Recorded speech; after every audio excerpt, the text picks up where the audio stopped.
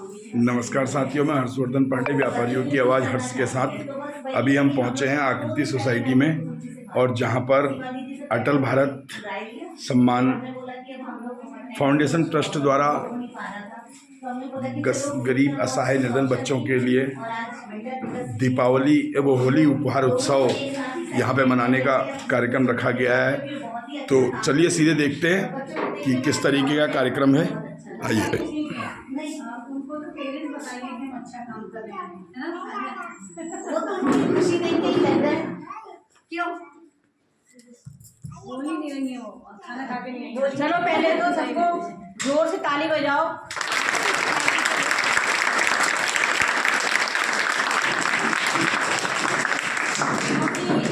व्यवस्थित रूप से तो सभी लोग कार्य में लगे रहते हैं, लेकिन कुछ एरिया ऐसा भी होता है जिसपे किसी की दृष्टि नहीं जाती है। जैसे कि आप सब बच्चे हैं, किन्हीं कारणों से आपको शिक्षा से वंचित हैं, तो इसका बीड़ा हमारी आकृति सोसाइटी की अध्यक्ष श्रीमती कुसुम डिगारी जी ने उठाया है।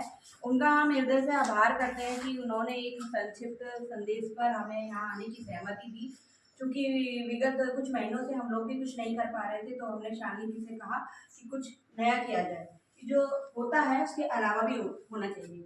क्योंकि जो लोग सम्मानित होते हैं वो तो होते ही हैं, लेकिन एक छोटी छोटी हमारी बच्चियां हैं, ये भविष्य है हमारे इस समाज का, तो इनको शिक्षा देना हमारी जिम्मेदारी है, जिसका बीड़ा हमारी आकृति सोसाइटी ने उठाया है। इसके लिए हम पुनः आभार करते हैं और कुछ चाहेंगे कि दीदी आके इनके बारे में यहाँ पे हमें बताएं विस्तार से। फिर हम कुछ पेरेंट्स से भी जानकारी लेंगे कि उन्हें यहाँ से और क्या उम्मीदें थी और या उम्मीद से ज़्यादा हो रहा है, ये आपसे हम पूछेंगे। दीदी आप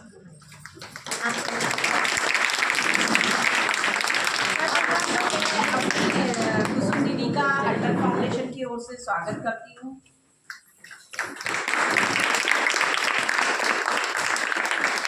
और आपसे आग्रह करती हूँ कि कुछ विषय में बच्चों के बताएं हमें। मैं सबसे पहले तो आप सबका धन्यवाद करती हूँ, और सिर्फ मैं अकेली, देखिए अकेले तो कोई भी काम नहीं कर पाता, मेरे साथ काफ़ी लोग जुड़े हुए हैं, साथ में मेरा स्टाफ भी कहिए वो भी जुड़े हुए हैं। नाम आप भली बाजित परिचित हैं, जितने लोग बैठे हुए हैं कि ये सब जितने बैठे हैं मेरे साथ में ही होंगे।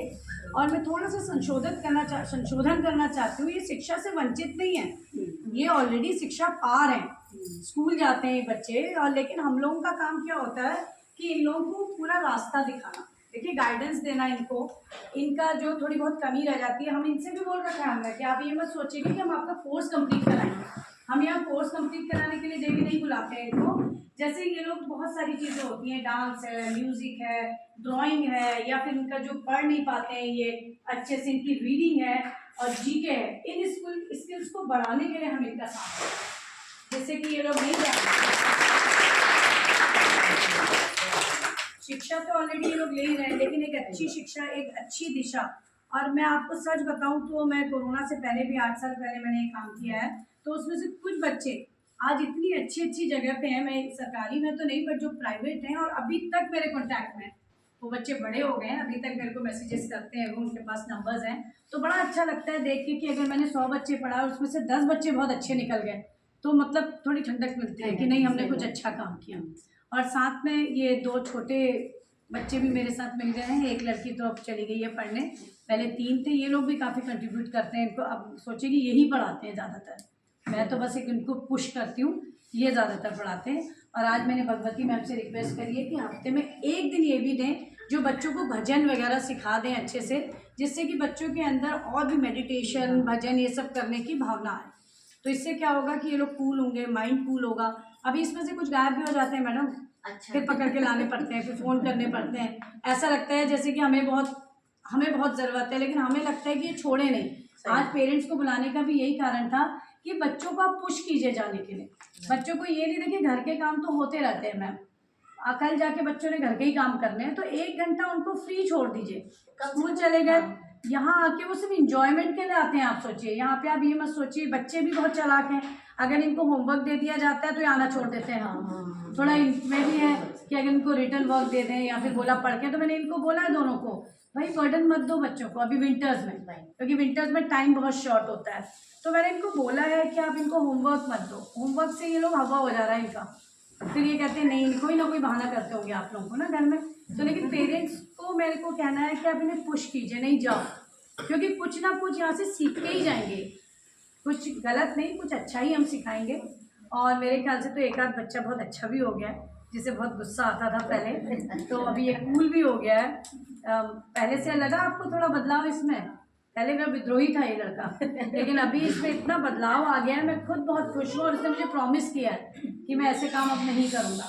तो इतने सारे बच्चों में एक बच्चा अगर ऐसा बोलता है तो बहुत ही बढ़िया बात है। इसके अलावा ये बिल्कुल मुझसे डर के देखिए नहा के आए हैं, सब साफ सुथरे बन के। तो ये भी इनमें हम बताते हैं कि सफाई कितनी ज़रूरी है, आपको साफ रहना कितना ज़रूरी है। देखिए ज़रूरी नहीं है कि आप महलों में रहते हैं तभी साफ रहें, आप अगर झोपड़ी में भी रहते हैं तो आप साफ रहने का आपका बनता है, वो आपके हाथ में है। ये आपके माँ बाप आपको थोड़े नहलाएंगे इतने बड़े होने पे, ये आपको सोचना है कि हमें किस तरीके से साफ सफाई रखनी है। थोड़ा और बड़े हो गए, कल पेरेंट्स बनोगे तो अपने बच्चों को क्या सिखाओगे ना। तो बस ये छोटा सा एक प्रयास है जो कि कोरोना में ख़त्म सा हो गया था, फिर कोरोना के बाद हम लोगों ने इसको फिर से शुरुआत की है। और सबसे पहले तो मैं इन पेरेंट्स के लिए और इन बच्चों के लिए तालियां बजवाना चाहूँगी।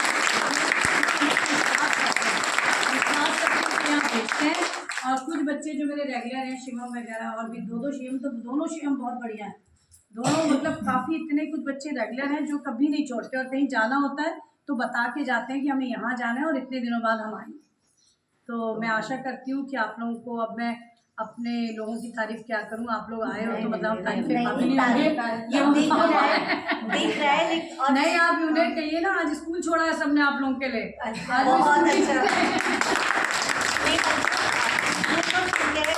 स्कूल के साथ साथ एजुकेशन के साथ साथ मैम जो स्किल बढ़ाती है आप लोग का, और उसके बाद हर क्षेत्र में आपको थोड़ा सा जानकारी लेना और साथ साथ उसको ऊपर उठना, वो बहुत जरूरी है आजकल की दुनिया में। आजकल जो सोशल लाइफ है उसमें आपको क्या, कहाँ हमको कैसा स्किल दिखाना है, वो बहुत जरूरी है। वो आप यहीं आके आप मैम से सीख सकते हैं, और मैम जिस हिसाब से सिखाती हैं और जिस हिसाब से आप तारीफ कर रही हैं, मैम अकेले नहीं करती है, मैम के साथ पूरी टीम है। तो टीम को ऑडिट करने के लिए एक जना होना चाहिए जिसको आपके नेतृत्व में सभी जितनी भी अपनी सहयोगी बहनें हैं इसमें सहयोग कर रही हैं। और वैसे आज बच्चों को पता है आज क्या है? महिला दिवस। खड़े हो, महिला नहीं बताओ, वेरी गुड। अंतर्राष्ट्रीय महिला दिवस है 8 मार्च। आज मैंने पेरेंट्स को इसलिए बुलाया था ना, आपकी एक डॉक्टर आने वाली थी। हाँ। तो मुझे लगा कि कुछ एडवाइस करेंगे उनको, कुछ करेंगे। वो आने वाली थी, वो अस्पताल के बच्चे का था, तो उनको अभी आएंगी, वो आगे लेट आ सकती है, उसको पता नहीं, डेट का ध्यान नहीं। अच्छा। और कुछ आप उनके लिए भी बोलिए महिला दिवस पे ना, तो अच्छा लगेगा। मेन चीज के देखो, महिला दिवस मनाया क्यों जाता है पता है आप लोग को? महिला दिवस, पुरुष दिवस भी तो मना सकते थे, पुरुष दिवस क्यों नहीं मनाया जाता है? मनाया जाता है ना मैम, जून में।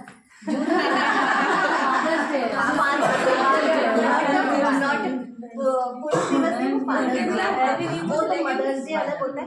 महिला दिवस इसलिए होता है कि पहले वो हजारों साल पहले और 500 साल पहले और कुछ साल पहले भी, मतलब आप समझ लीजिए 40 साल पहले ही चले जाओ, 40 साल 15 साल पहले भी चले जाओ, और अभी भी है कि महिलाओं का मतलब उस वक्त महिलाओं को एक किसी भी चीज का अधिकार नहीं था, किसी भी ना अधिकार ना उनको कोई जिम्मेदारी थी, उनको खाली घर में रहना और उनका काम था सिर्फ बच्चे पैदा करना, पालना, और उसके अलावा बच्चों को जो शिक्षा देनी है या बच्चा क्या कर रहा है या कुछ भी बाहर से उनको न कहीं आना न कहीं जाना, सिर्फ घर के अंदर बंद, उनको सिर्फ घर के अंदर घूंघट होता था, इतने घूंघट होते थे, उनको न वो सोशल लाइफ में आगे बढ़ पाते थे, न सोशल लाइफ में ना पॉलिटिकल लाइफ में, मतलब जितने भी अधिकार थे वो सारे अधिकार पुरुष को थे, महिलाओं को कोई अधिकार नहीं थे। इवन मतलब क्या होता था कि वो अपना निर्णय खुद भी अपने लिए अपना निर्णय नहीं ले सकती थी,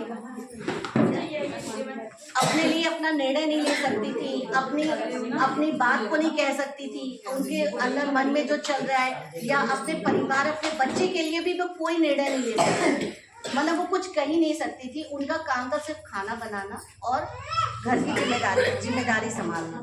तो उसके लिए उस चीज़ों को महिलाओं को बाहर निकालने के लिए बहुत सारे, राजा राम मोहन राय कह लो, विनोबा भावे कह लो, मतलब कितने लोगों ने उनको एजुकेशन के क्षेत्र में आगे बढ़ाया। उसके लिए उन्होंने कई कई साल तक समझ लीजिए आप 10-10 साल तक 9-9, 5-5, 6-6 साल तक उन लोगों ने आंदोलन किए, उन लोगों ने प्रोटेस्ट किया, लोगों के सामने कई लोगों ने अपनी जान भी गंवाई कि महिलाओं को हम उस क्षेत्र में आगे बढ़ाएं।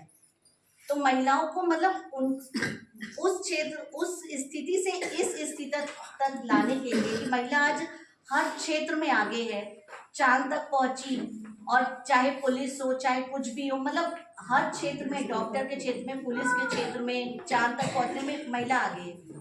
तो उस स्थिति से महिला को इस स्थिति तक लाने में जो लोगों ने इतने सारे आंदोलन किए, इतने सारे विचार प्रकट किए, और खुद महिलाओं ने भी, जो कि उनको पढ़ने को, कितने ऐसे थी जो को पढ़ने को बाहर नहीं निकलने दिया जाता था, वो पढ़ने के लिए, वो पढ़ लिख के फिर वो दूसरी महिलाओं के लिए उन लोगों ने बहुत सारे काम किए। तो इस स्थिति से उस स्थिति तक लाने के लिए जो जितने सारे काम किए, उनमें एक दिन मनाया गया जो महिला दिवस के रूप में हम इसको मनाएं। ये हमारे लिए बहुत बड़ी बात है, क्योंकि आज हम भी यहाँ बोल रहे हैं और कुसुम जी यहाँ काम कर रही है, सीमा दीदी कर रही है, इतने सारे जो सोशल लाइफ में इतने काम कर रहे हैं, वो अगर हम उस जमाने में होते तो हमें तो घर से पैर हम बाहर नहीं फाउंडेशन के बारे में बता के ना महिलाओं का प्रोडक्शन का। ये हमारा जो है अटल भारत सम्मान फाउंडेशन, ये ऑल ओवर इंडिया जो है, ऑल ओवर इंडिया भारत का है फाउंडेशन। इसमें क्या है, हमारे सारे भारत के जितने भी स्टेट हैं, स्टेट लेवल के लोग भी बहुत सारे जुड़े हुए हैं इससे, जो हर स्टेट में, अलग अलग स्टेट में जितने भी काम होते हैं, चाहे महिलाओं से संबंधित हो, बच्चों से संबंधित हो, या हेल्थ कैंप का है, तो वो सारे काम जो है अटल भारत फाउंडेशन के संदर्भ में ही होते हैं। तो इससे हम लोग जो है अलग अलग स्टेट पे, अलग अलग लेवल पे हम लोग जो भी काम करते हैं, सब अपने अपने स्टेट में करते हैं, लेकिन काम वो अटल फाउंडेशन के अंतर्गत ही आता है। तो और हम लोग जो है, जैसे यहाँ पे हैं हम लोग, नैनीताल है, उत्तराखंड है, तो हर जगह हम लोग का है कि हम लोग उत्तराखंड में हर जगह, हल्द्वानी है, नैनीताल है, हम लोग हर जगह करते रहते हैं। तो एक सेवा कार्य ही है कि हम लोग को जहाँ लगता है कि हम लोग को थोड़ी सी सेवा करनी है, लोगों की सेवा भाव देना है, तो वहाँ पे हम लोग तत्पर रहते हैं, हम लोग करने के लिए उसको। तो ये चीज़ें हमारी सीमा दीदी ने, इसकी अध्यक्ष है उत्तराखंड की, अटल भारत फाउंडेशन की। तो ये जो है, ये अपना एक एक आइडिया, एक एक चीज़ लाती रहती है। अभी हम लोगों ने वो जो है एक कन्या का विवाह का था, वो हम लोगों ने करवाया था, और लास्ट ईयर हम लोगों ने कई उत्तराखंड की कई महिलाओं को सम्मानित भी किया था, जो कि, और फिर उसके पहले हम लोगों ने जो है गौशाला में जाके हम लोगों ने कुछ दान वगैरह किया था। तो छोटे छोटे कार्य जिसको हमको लगता है कि करना चाहिए, तो अटल फाउंडेशन उसमें तत्पर रहता है। तो वो चीज़ है कि हाँ, उसमें सेवा भी हो जाती है, और हम लोग का मन भी, जो औरतें हैं कि करने को तत्पर रहती हैं कि हमें सेवा करनी है, तो वो इसमें जुड़ी हुई हैं, काफ़ी औरतें जुड़ी हैं। तो जो कि अब यही है कि जिसका जितना अवेलेबिलिटी होती है वो अपना उस हिसाब से काम कर पाता है। तो बस सीमा दीदी से कहूँगी, कुछ आप भी बता दीजिए इसके बारे में।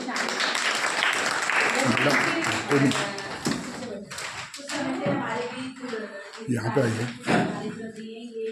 आज हम पहुँचे हैं आकृति सोसाइटी में, जहाँ पर अटल भारत सम्मान फाउंडेशन ट्रस्ट की कुछ महिलाएं हैं। यहाँ पे जो बच्चे, निर्धन बच्चों को शिक्षा इत्यादि सिखाई जाती है, उसके लिए उनका उत्साहवर्धन करने के लिए पहुँचे हैं। मैडम, क्या कार्यक्रम है आज, क्या ये आपका प्रोग्राम है? हमारा प्रोग्राम ये है कि आज हम आकृति सोसाइटी, जो कुसुम टिकारी जी के नेतृत्व में चलाया जा रहा है, उसमें जो निर्धन बच्चे हैं उनको तरह तरह के अलग अलग फील्ड में, उनको जो है उनके विचारों को और उनके जो है अनुभव को हम जानना चाहते कि वो उन निर्धन बच्चों के साथ उनको क्या बढ़ावा दे रही हैं, और वो किस तरीके से वो जो है उन बच्चों को जो है अच्छे अच्छे स्किल्स सिखा रही है, और साथ साथ उनके एजुकेशन में भी उनको सहायता कर रही है, जैसे फ्यूचर में जाके, भविष्य में जाके उनको उसका फ़ायदा मिल सके।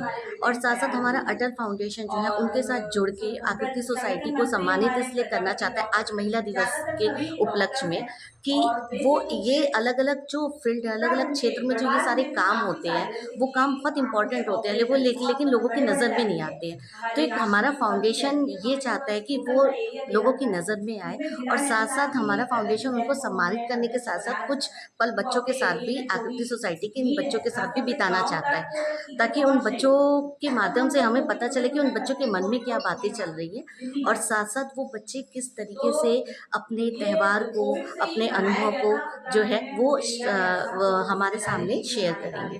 आपका शुभ नाम?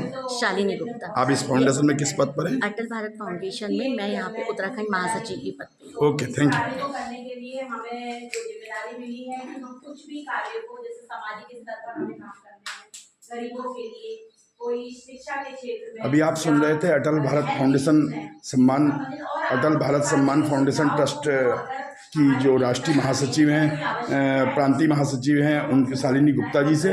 अब हम बात करते हैं जहां आकृति सोसाइटी, जहां के बच्चों को सम्मान देने के लिए अटल भारत सम्मान की टीम पहुंची है। मैडम, किस तरीके का कार्यक्रम है आज, क्या ये आपके यहाँ हो रहा है, थोड़ी सी जानकारी देंगे? सर, ये आकृति सोसाइटी का एक पार्ट है जिसमें हम प्राइमरी स्कूल या GGIC के जो बच्चे होते हैं क्लास 8 तक, उनको हम लोग एडुकेशन के अलावा जैसे डांस, म्यूज़िक, ये सब चीज़ों की शिक्षा देने की कोशिश करते हैं। तो इसीलिए जैसे कि अटल फाउंडेशन ने ये सुना है तो उन्हें लगा कि एक आज महिला दिवस है, तो उनके पेरेंट्स को बुला के, बच्चों को बुला के उनको सम्मानित किया जा रहा है। आप जो ये सोसाइटी के माध्यम से कार्य करते हैं जिन बच्चों के लिए, उसका क्राइटेरिया क्या है? सर, उसका क्राइटेरिया जैसे मैंने बताया कि वो क्लास नर्सरी से लेके 8 तक के बच्चे आएंगे। इसके अलावा वो सरकारी स्कूल से होने चाहिए बच्चे। ठीक है, थैंक यू, आपको शुभकामनाएं। तो ये आप देख रहे थे आकृति सोसाइटी के द्वारा जो निर्धन बच्चों को शिक्षा के साथ साथ हमारी संस्कृति के बारे में जानकारी देना विभिन्न माध्यमों से, तो वो कार्य यहाँ पे कर रही है आकृति सोसाइटी। इसी को आगे बढ़ाते हुए अटल भारत सम्मान फाउंडेशन ट्रस्ट इनको के उत्साहवर्धन को दुगना करने के लिए यहाँ पे पहुँचा हुआ है। अभी आपको कितना मतलब क्या आपके अंदर चेंजेस आए यहाँ पे दीदी? मैं बता रहा हूँ, पहले मेरे को इंग्लिश पढ़ना बिल्कुल नहीं आता था, अब मेरे को थोड़ा बहुत तो आ गया है। बहुत अच्छा। एक बार दोबारा से बोलें, क्या बोला आपने? पहले मेरे को इंग्लिश बिल्कुल पढ़ना नहीं आता था, अब थोड़ा बहुत तो आ गया है। किसने सिखाया? सर ने। कौन से सर ने? सोसाइटी का नाम बताओ, कहाँ से?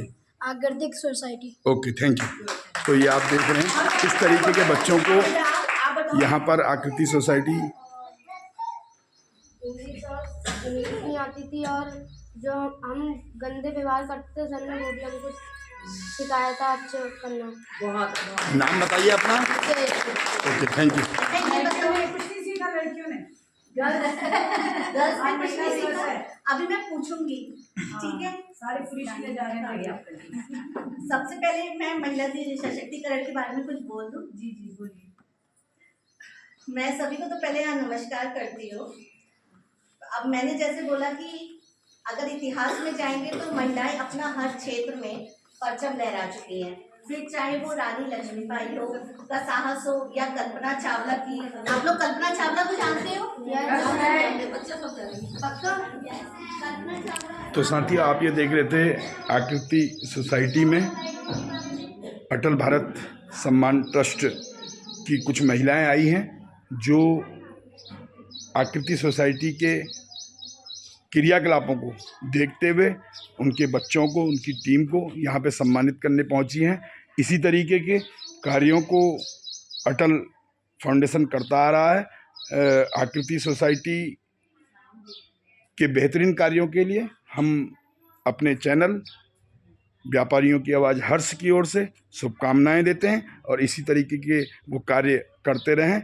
इसके प्रति उनका जो लगन मेहनत है उसके लिए हम उनका आभार जताते हैं, और साथ ही आप लोगों से निवेदन करेंगे कि हमारे YouTube चैनल व्यापारियों की आवाज़ हर्ष के साथ जुड़ें और इसे ज़्यादा से ज़्यादा लाइक करें, शेयर करें। इसी तरीके की बहुत सी खबरें, बहुत से कार्यक्रम लेके आप लोगों के बीच हम पहुंचते रहेंगे। मैं हर्षवर्धन पांडे, धन्यवाद।